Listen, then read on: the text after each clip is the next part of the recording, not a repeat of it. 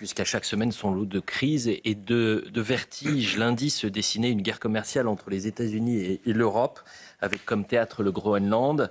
Et un compromis aurait été trouvé entre les États-Unis et le Danemark sous l'égide de l'OTAN. Je vous propose d'écouter une des déclarations cette semaine de Donald Trump, que vous avez cité il y a quelques instants, notamment sur le Groenland. Nous n'obtiendrons rien, sauf si j'utilise une force non conventionnelle qui serait inarrêtable. Mais je ne le ferai pas. Et tout le monde pousse un soupir de soulagement. Quelle déclaration, n'est-ce pas? Non, je n'utiliserai pas la force. Je n'ai pas besoin d'utiliser la force. Geoffroy Lejeune. Alors Philippe, quelle lecture faites-vous des événements qui viennent de se produire? Quel jugement portez-vous sur la posture diplomatique de la France, sachant que vous avez dit cette semaine à Elliott, vous avez annoncé ce qui est en train de se passer? Oui, mais j'aurais pu ajouter, toute la classe politique, comme d'habitude, va se tromper. Oui. Et la classe médiatique, encore plus. Alors, d'abord, en voyant le face-à-face Trump-Macron, je pensais à un mot des Grecs qui disait « ce qui guette les archontes, à Athènes, c'est l'hubris ». Et là, on est en plein dans l'hubris. Et donc, en fait, l'hubris en politique, ça compte. L'hubris, c'est l'orgueil, en fait. Et ça compte beaucoup. L'orgueil qui tourne à la vanité, souvent. Non, ce que je veux dire... et je suis content de parler du Groenland avec vous parce que je pense que c'est un moment historique. Encore un point de retournement. C'est-à-dire que l'Alliance Atlantique est morte. Et c'est pas rien. Elle est née en 1949. Alors j'explique pourquoi. D'abord, j'ai essayé de comprendre qu'est-ce que veut Trump. Et je crois que j'ai compris. Avec beaucoup d'autres. Mais la classe politique n'a pas compris. Parce qu'elle a des œillères et elle est tellement anti-Trump qu'elle dit non, c'est un salaud, c'est un... Mais c'est un homme intelligent. Avec un hubris. Alors, qu'est-ce que ça donne? Premièrement, il veut faire le Golden Dome. Le Golden Dome. Là. Donc, qu'est-ce que c'est? C'est un parapluie antimissile.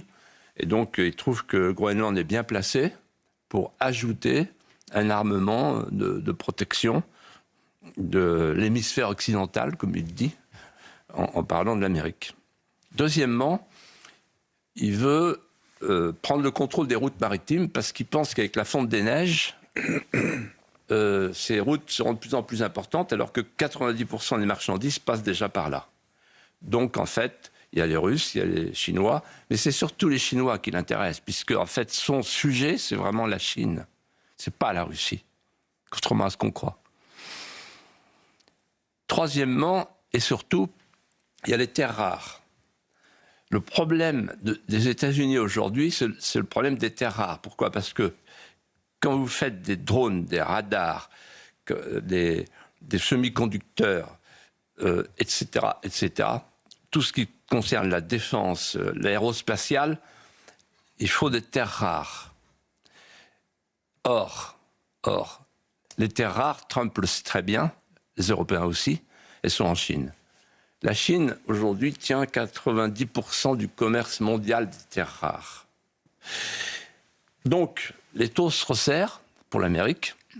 Il faut trouver une solution alternative. Et la solution alternative, d'après ce que disent les études scientifiques, il y aurait des terres rares sous la glace, dans le Groenland, sous la glace du Groenland, 10 à 20% des réserves potentielles mondiales.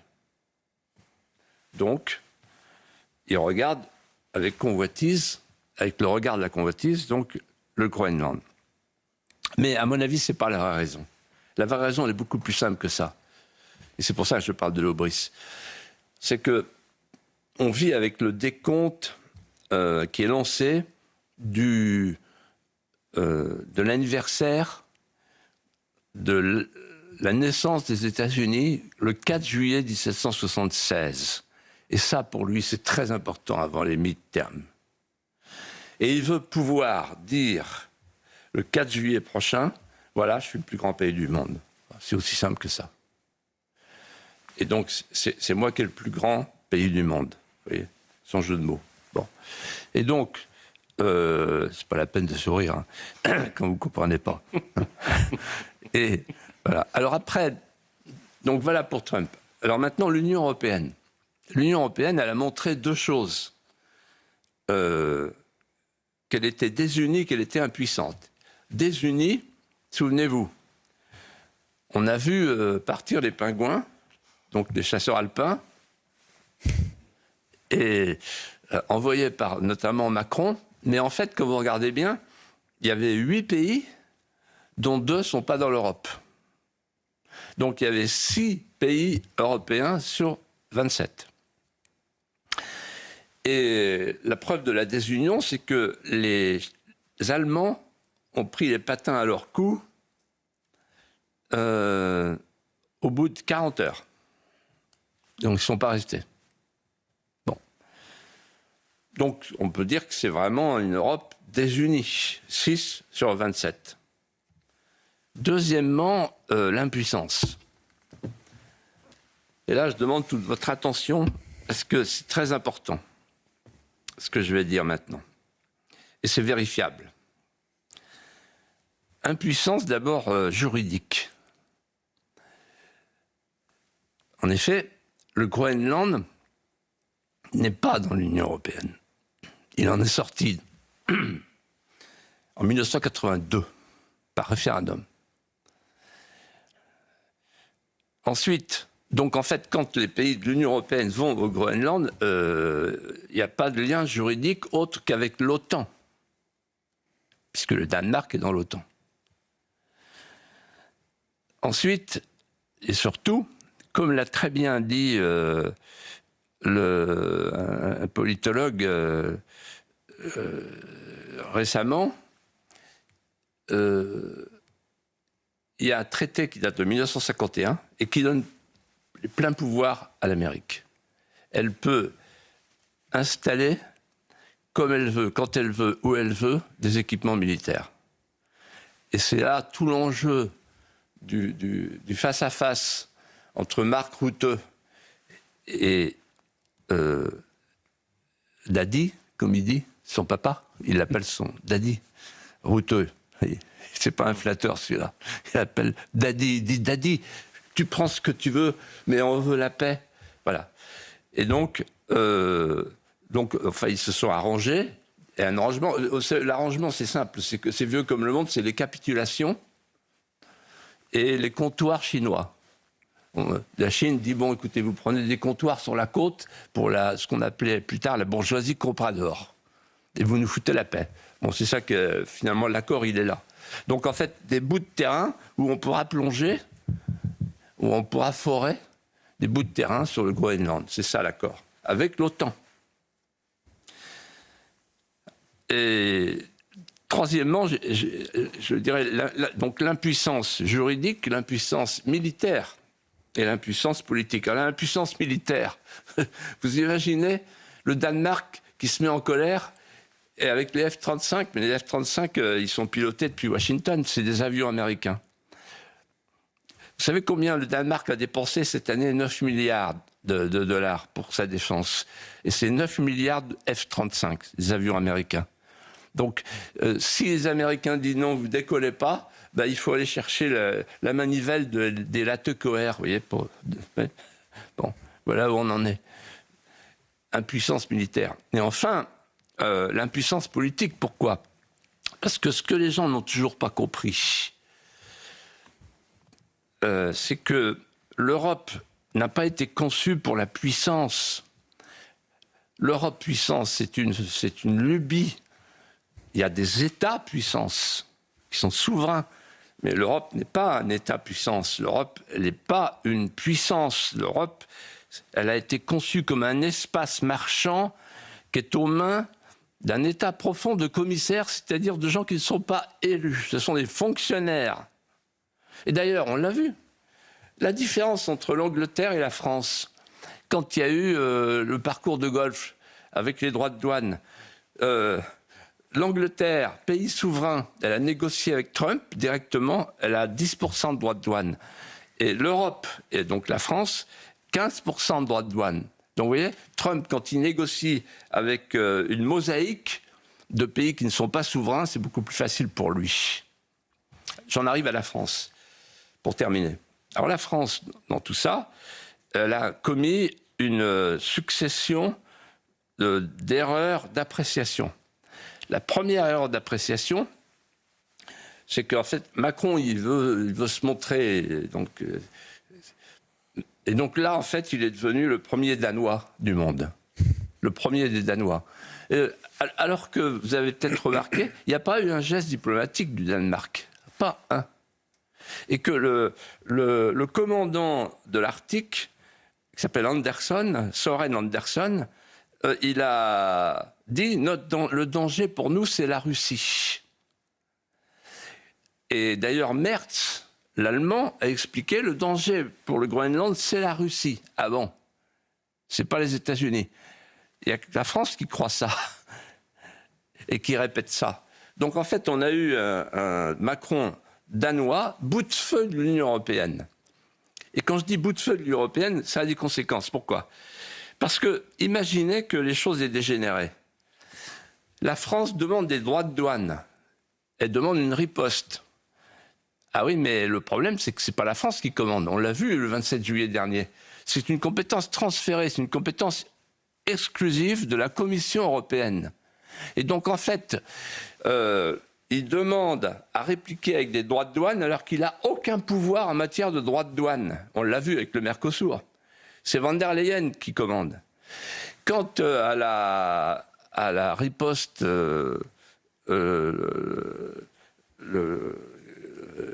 la nouvelle riposte qui date de 2023... Anticoercition. Hein? Anticoercition. Oui, c'est ça, c'est le mot que je cherchais, anticoercition.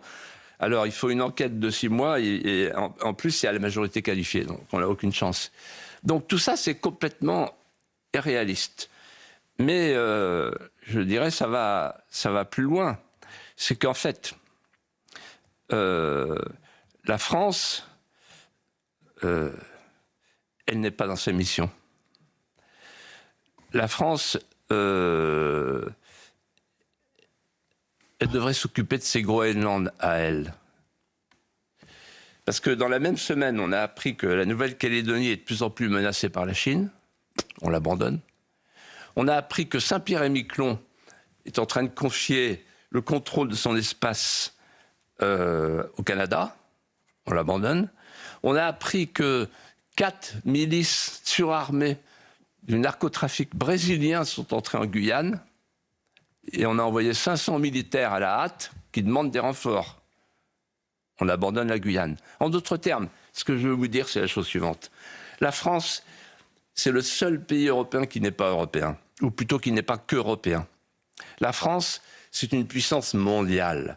La France, elle se déploie sur la moitié des faisceaux du globe.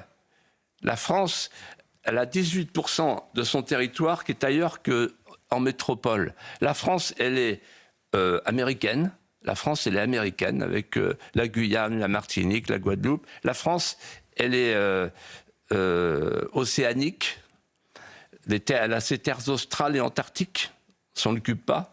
Alors que c'est une vraie richesse. Et la France, elle est pacifique avec la Nouvelle-Calédonie. Donc en fait, la France, c'est un État-monde. Voilà. Et c'est le deuxième espace maritime du monde.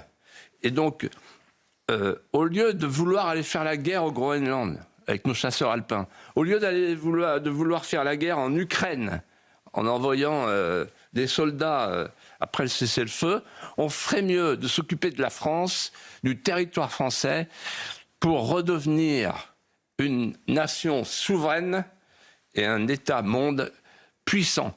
Et à ce moment-là, que ce soit la Chine, que ce soit la Russie, que ce soit l'Amérique, on sera regardé avec respect. Philippe de Villiers, je vais vous proposer à présent une archive parce que ce que vous venez de me dire, c'est que c'est à travers la crise du Groenland, c'est la mort de l'Alliance Atlantique. Et il s'avère que l'OTAN est un sujet que vous avez souvent traité, vous avez été au cœur de débats, et j'ai retrouvé une séquence, et je salue les documentalistes de CNews qui ont retrouvé cette séquence, alors que là, on voyait un livre que vous avez publié en 2003, pardonnez-moi, justement sur la puissance américaine face à la faiblesse de l'Europe. Vous êtes face à François Bayrou. On est, je le rappelle, en 1999. La question de l'OTAN, faiblesse ou force de l'Europe, et clin d'œil, c'est un certain Paul Amar qui anime le débat. Et vous dites, en quelque sorte, que la France est même trop petite pour l'Europe. Écoutez. Non, l'Europe est trop petite. L'Europe est trop petite pour la France, pardon. Ce que vous avez là, Philippe de Villiers, le gendarme planétaire, c'est ce que vous avez cherché. C'est ce pourquoi vous militez tous les jours. C'est-à-dire, d'être sérieux, là. Pas d'Europe, l'Europe la plus faible possible, l'Europe divisée en nations totalement autonomes les unes par rapport aux autres, un nationalisme exacerbé, et tout cela nous conduit à cette espèce d'OTAN déséquilibrée, une puissance américaine et en face d'elle 18 autres nations, États-nations, sans puissance. Si nous voulons rééquilibrer le monde, nous n'avons qu'un instrument, c'est de construire une Europe qui existe. Vous avez une idéologie. La caractéristique d'une idéologie, c'est qu'elle prononce des mots qui, dans l'abstrait, ont leur cohérence. Mais le malheur, c'est que quand les mots s'envolent, ça va bien, mais quand ils atterrissent, ils s'écrasent. Alors, je vais répondre à ce que vous venez de dire. On ne peut pas tout traiter. Attendez, je vous ai laissé parler, vous avez 2 heures, moi j'ai 20 minutes avec vous, c'est un plaisir, laissez-moi aller jusqu'au bout. Je vais vous dire, quand vous dites s'il y avait aujourd'hui une Europe, unie, vous dites, eh bien on n'aurait pas la situation qu'on a avec le gendarme planétaire américain. Vous avez un certain culot de me dire à moi que je suis responsable de cette situation. Oui. Et vous avez un certain culot, je vais vous dire pourquoi. C'est qu'en réalité, depuis quelques années, soyons concrets, si on veut faire une politique étrangère commune avec nos partenaires européens tels qu'ils sont, eh bien regardez le spectacle. Quand Jacques Chirac a décidé de reprendre les essais nucléaires, qui s'y est opposé? L'Allemagne, l'Italie, des pays européens, les premiers. Quand on a essayé de s'occuper de l'Afrique, au moment même où les États-Unis faisaient la conférence du Potomac, États-Unis-Afrique, que faisaient nos partenaires? Ils diminuaient le Fonds européen de développement à l'Afrique, contrairement au souhait de la France. Et là, qu'est-ce qui se passe? Nos partenaires, ils sont américanisés, ils sont McDonaldisés, ils pensent américains, ils parlent américain, et il y a la France. Alors, de grâce, si on veut avoir une politique étrangère commune, parce que moi je suis aussi européen que vous, et je n'admets pas le terrorisme, et je n'admets pas le terrorisme qui consiste à dire, il y a d'un côté les nationalistes, puis il y a de l'autre côté les Européens. Moi je ne veux pas que l'Europe soit une grande espérance dévoyée. Et ce que les gens voient ce soir, les Français, eh ben ils voient justement cette Europe servile. Ils voient cette Europe qui est derrière le gendarme planétaire. Ils voient des Français, des soldats français qu'on envoie là-bas comme des supplétifs. Alors il faut que la France garde une capacité d'analyse et d'action. Et je dirais même, alors je vais vous choquer, que pour moi, pour la France, l'Europe c'est trop petit. L'Europe, c'est trop petit. Geoffroy Lejeune. Bravo à ceux qui ont retrouvé cette archive. C'est une question un peu taboue, Philippe, mais pensez-vous qu'aujourd'hui, il est sage que la France reste dans l'Alliance Atlantique, ou bien est-ce qu'il faut se poser la question d'en sortir, comme l'avait fait le général de Gaulle? Alors, en 1966, le général de Gaulle, quand il décide de concevoir l'arme nucléaire, ça veut dire, en fait, je défends moi-même mes intérêts vitaux, j'ai besoin de personne d'autre, et il quitte le commandement intégré. Il ne quitte pas l'Alliance Atlantique, il quitte le commandement intégré. Là, la situation est beaucoup plus grave encore. En fait, l'OTAN est moribond. On l'a vu cette semaine, à travers quelques signes. L'article 5, c'est l'article qui oblige le fondateur, le protecteur, à soutenir les uns et les autres en cas de pépin. Bon, maintenant on sait que l'article 5, il est pour le moins douteux. On ne sait pas ce qui se passera s'il y a un problème. On ne sait pas ce que fera l'Amérique. Il y a le doute. Il y a une rupture de confiance. Mais ça va plus loin. Les garanties de sécurité, il n'y en a plus. Ça va plus loin. L'intérêt transatlantique. On parlait à l'époque du bloc transatlantique. Il n'y a plus de bloc. On voit bien. Et puis, il y a ce qu'on appelle dans les entreprises l'affectio societatis. Il n'y a plus d'affectio societatis entre l'Amérique et les pays de l'Union européenne. C'est la méfiance à tous les étages, dans tous les domaines, y compris, regardez, les droits de douane, statut, etc. Alors, en fait, pour ceux qui ne connaissent pas l'OTAN, le traité de l'Atlantique Nord, écoutez bien, le sigle, je fais un tout petit rappel. L'OTAN est née après la guerre, en 1949. Le pacte de Varsovie en face, c'est 1955. L'OTAN est née après la guerre comme un dôme protecteur avec la puissance fondatrice de Washington. Et donc l'OTAN assure la sécurité de l'Atlantique Nord. Pourquoi ? Parce que l'OTAN se nourrit à l'époque, à juste titre, du conflit Est-Ouest. Seulement voilà, à un moment donné, l'Empire soviétique s'effondre. Le rideau de fer tombe. Et là, en fait, sans qu'on y prenne garde, l'OTAN change de nature. L'OTAN, qui avait une vocation défensive et régionale, se reconvertit avec une vocation offensive. On l'a vu au Kosovo, on l'a vu en Irak, etc. Et mondiale. Pas seulement régionale. C'est plus l'Atlantique Nord. Et la preuve, c'est que James Baker, qui était un homme éminent, a déclaré « Nous allons maintenant lancer l'idée d'une communauté transatlantique depuis Vancouver jusqu'à Vladivostok ». Il sera corrigé un peu plus tard par le fameux Brzezinski, dont la doctrine s'applique encore aujourd'hui. Brzezinski explique « Celui qui dominera le monde, c'est celui qui dominera l'Eurasie ». Donc il faut que ce soit ce que Védrine a appelé l'hyperpuissance américaine. L'hyperpuissance américaine doit dominer l'Eurasie. Comment ? De deux manières. Premièrement, il faut transformer l'Europe en un protectorat. Donc il faut absolument fabriquer l'Union européenne, franchir le cran d'après. Et je vous parle d'une époque, c'était encore la communauté économique européenne. Et deuxièmement, séparer l'Ukraine et la Russie de cette Union européenne.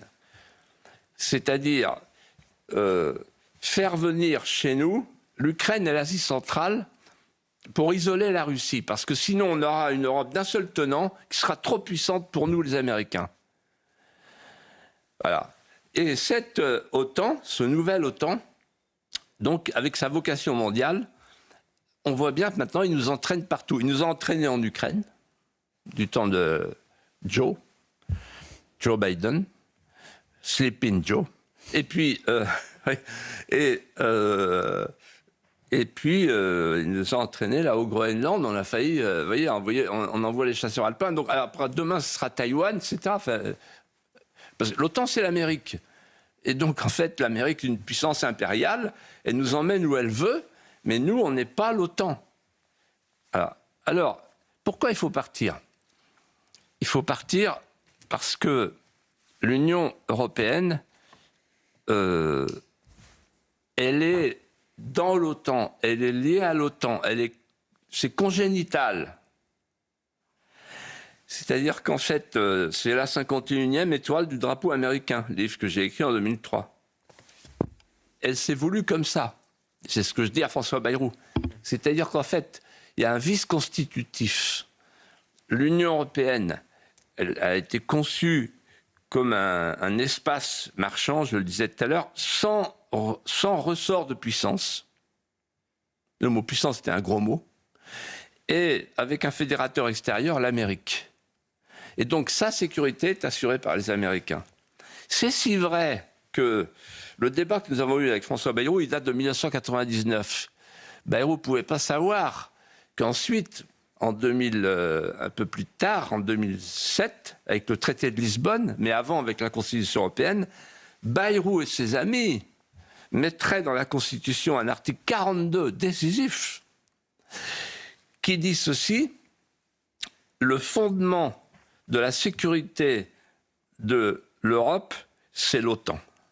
C'est dans le traité de Lisbonne qui régit l'Union européenne actuelle. Donc nous, on considère, nous la France, qu'on n'a pas à obéir à cet article 42. Enfin, on devrait considérer qu'on n'a pas à obéir à cet article 42. Mais il y a un deuxième sujet, il y a une deuxième raison de s'en aller. C'est que nous, on a notre propre industrie de défense, pas les autres. Et là, c'est très important ce que je vais vous dire. Les armements de tous les pays de l'Union européenne sont fabriqués aux États-Unis. Ils viennent des États-Unis. Et je me suis penché, avant de venir, sur le dernier rapport de l'Institut de Stockholm pour la paix, qui a des études très intéressantes et très précises. Il dit, cet institut, 64% des armements achetés par les Européens proviennent des États-Unis pour la période 2020-2024. Et j'ai regardé avant, et en fait, c'est 12 points de plus que la période 2015-2020. Donc, plus le temps passe, plus on nous parle d'Europe puissance, d'Europe indépendante, plus nos amis, nos voisins, achètent américains. Et d'ailleurs, l'emprunt qu'ils ont fait pour l'Ukraine, 90 milliards, c'est 90 milliards pour l'Amérique. Donc Trump, en fait, lui, il veut un OTAN décérébré, mais c'est un bon vendeur quand même. Donc il faut qu'il continue à nous acheter des armes. Et deuxièmement, il y a pire que ça, c'est le concept de l'interopérabilité. Alors c'est très simple. Quand vous achetez des matériels, des armements américains, la clé, elle est à Washington. Ouais. Donc vous ne pouvez pas démarrer votre avion sans... voilà. Donc si vous êtes un pilote européen, vous avez un uniforme européen, mais l'armurerie, c'est l'Amérique. L'interopérabilité, c'est qu'il faut que tous les matériels, tous les armements soient otano-compatibles. Voilà. Et donc pour toutes ces raisons, je pense qu'il faut que la France s'en aille. Alors pourquoi? C'est très simple. La France, elle a le deuxième espace maritime du monde, je viens de le dire, je le répète, c'est très important à comprendre. Donc on est une grande puissance. Oui, l'Europe est trop petite pour nous, oui, parce que nous, on est tourné vers la Méditerranée, on est tourné vers le Nord, on est tourné vers l'Est, on est tourné vers l'Ouest. Nous, on dialogue, on est une puissance d'équilibre et de contrepoids. C'est ce qu'on dit depuis les premiers Capétiens. Une puissance d'équilibre et de contrepoids. Et on va partout où il y a la misère dans le monde pour la secourir, parce que ça, c'est l'âme française. Et donc, en fait, on a une industrie de défense à nous, florissante, c'est ce qui nous reste, un de nos derniers fleurons.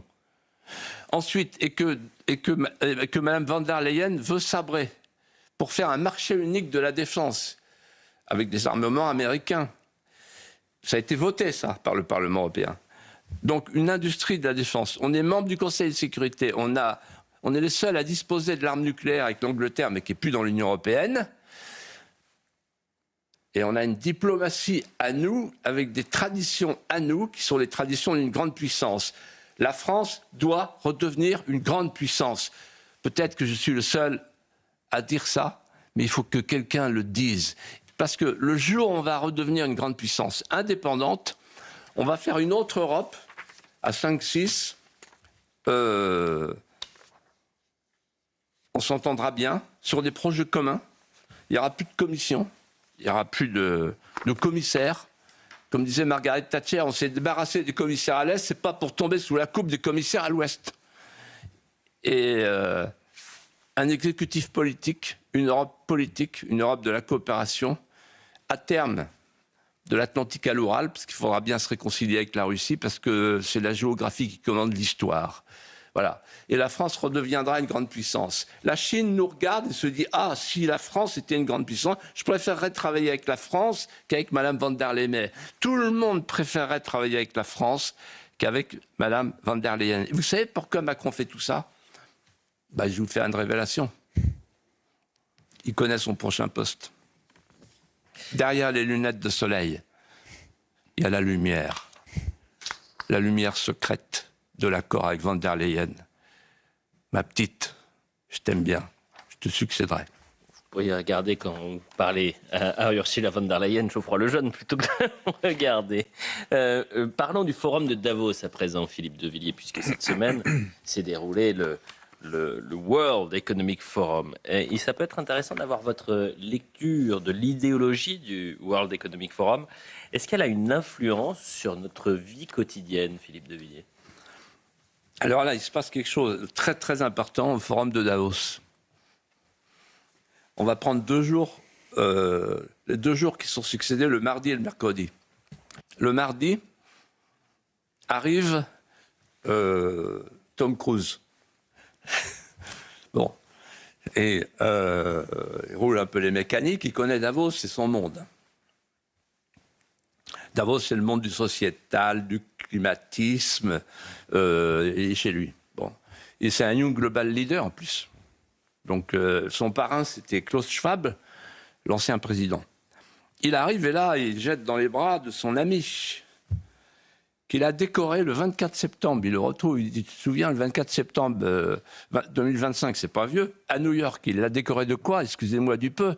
C'est la plus belle décoration du monde, enfin, vu du côté des mondialistes. C'est Global Citizen Award.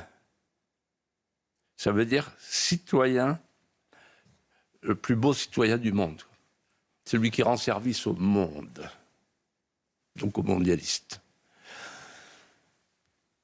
Et donc, l'homme qui l'accueille, c'est l'homme qui l'a décoré à New York. Donc, les retrouvailles sont chaleureuses. Et cet homme-là, c'est pas rien. C'est pas n'importe qui. Il a succédé à Klaus Schwab. Il a des états de service que je voudrais rappeler. Il s'appelle Larry Fink.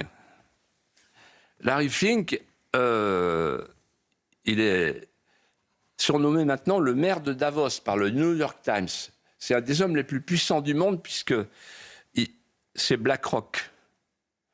Et donc, il pèse 14 000 milliards de dollars, c'est-à-dire 5 fois le PIB de la France. Et donc, voilà. Ça, c'est le Davos d'hier, en fait. C'est le Davos de mardi. Le Davos de mardi, c'est qui contrôle le pouvoir. C'est ceux qui ont la captation de richesse, la pleine finance. Qui contrôle l'économie? C'est pas l'économie réelle, c'est l'économie spéculative. Production zéro, emploi créé zéro, usine zéro. Et pendant ce temps-là, 210 000 emplois en France disparaissent, emplois industriels. Il y a 9 millions d'habitants en moins en Europe dans les 30 ans qui viennent. C'est BlackRock qui a trouvé la statistique. Et 7 millions de retraités en plus. Or, il consacre 6 000 milliards de sa fortune, BlackRock, aux retraites. Donc ça l'intéresse. Et ensuite, qui contrôle la marche du monde?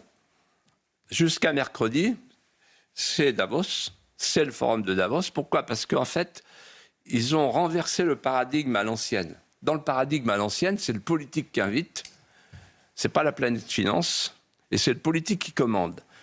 Avec Davos, depuis 1971 et surtout depuis les années 90, c'est l'inverse. C'est la planète finance qui invite le politique, qui accroche un badge au cou et qui dit maintenant on va t'expliquer comment il faut changer la gouvernance, avec le sociétal, avec le climat, avec etc. Et là, le mercredi, Trump arrive et il dit c'est fini.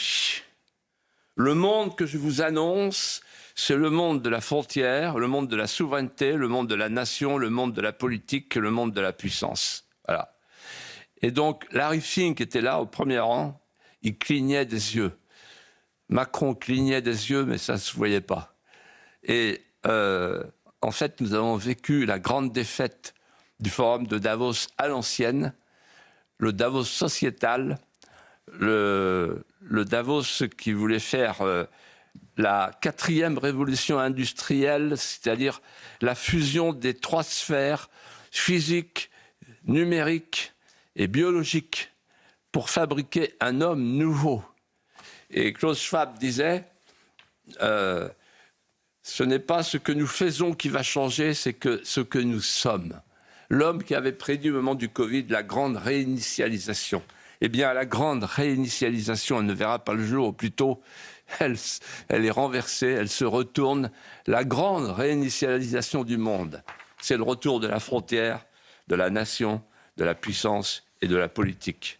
Et de cela, je remercie le président Trump, même s'il est un peu foutraque, il dit quand même des choses justes, et notamment quand il a dit, Elliot, quand il a dit, vous me l'avez rappelé cette semaine, l'Europe est méconnaissable. Il a dit ce que Vance avait déjà dit, il faudrait qu'on se regarde un peu avant de regarder les autres. J.D. Vance qui avait dit cela au forum, non pas de Davos, mais au Davos de la sécurité, c'est-à-dire à Munich. À Munich.